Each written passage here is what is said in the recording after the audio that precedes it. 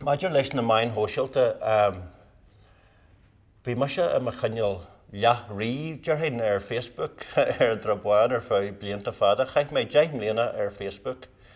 Níor bhac mé móran leis an córas gilcaireachta mar níor héil mé go raibh sé sóisialta go leor.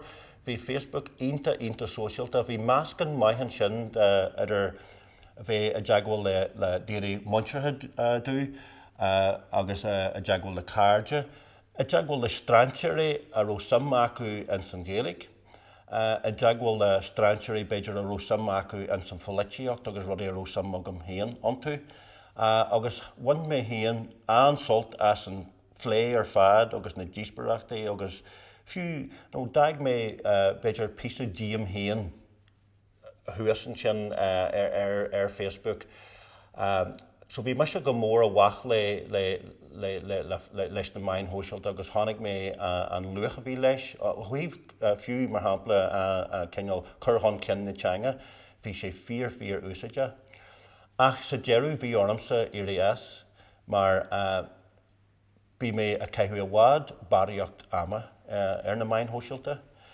Bhí sé a galpú mo chuid ama. Bhí ahan wamate bhéin a caiithú mo thuail ar an ghuhan. Agus na méin a caint le duine bí, a lear an córa bhéh súil a bhain agamsa ar an duine, agus bhéh an súil eile ar an ghuhan. Agus mar a méh an túil eile ar an ghuhan, bhéh ma intin ag smintú cé mar atá an díosbaireacht sin a go ré, nó cé mar tá seo go ré.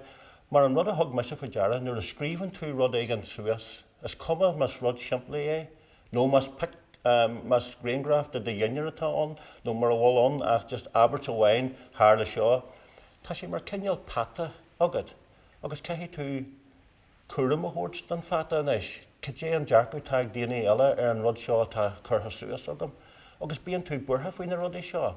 Agus sin bíonn tú gafa leis na fógraí bagga dearaga, agus beidir sin tuaram eile ar an rud a scríb mé. So ní bhíonn tá tú cinneal scartha ó an áit sin a bhfuil tú. So tá tú de chónaí áit ag an eile, tá de intin díirithe ar áit ag an eile, agus níos lú ar na daine tá háartort, agus ar an áit se bhfuil tú faoi láthair.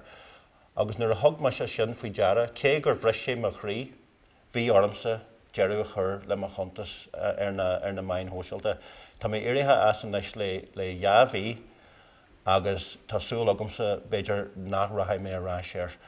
Rud eile chuir sé isteach go mór ar mo chrúthaíocht, tá sam agamsa cheáil agus a léthreacht agus rudí mar sin. Thug mé faoi deara nach raibh mé fiú ag léú an oiread sin, ní raibh mé ag cleachtaí mo chuid ceáil, agus fiú ó thaobh cuasaí nuachta, chaith mé níos mó ama ag léú tuairimí daoine ar an cheanlíne, ná mar a chaith mé ag léú beidir an alt omlan nuachta.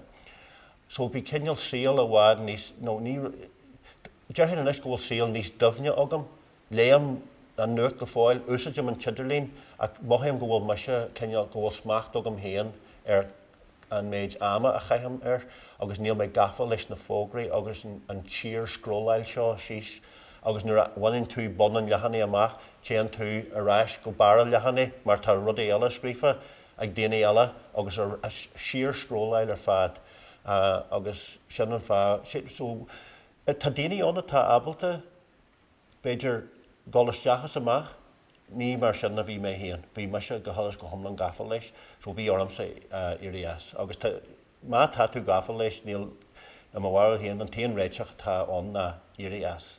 Ach san náam céarna níl íon dóid faoi gur uirlis den chiad scaithe, agus gur féidir tá an bhaintaistí leis ó thaobh teagháil leis an chláán, teagháil i daoine eile, curthan cin teangatha, agus cronaíonn na rudaí sin, an ammaní ghlacam graingraf anis, agus mé smuintú cean fear ghlach mé an graingraf.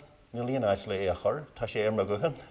So ar bhealach tá bhaintaistí leis ach san náam céanna tá a mo héal héan, bhí níos mó mí bhaintaistí ag an deirú agus sin alpú mo chuid ama.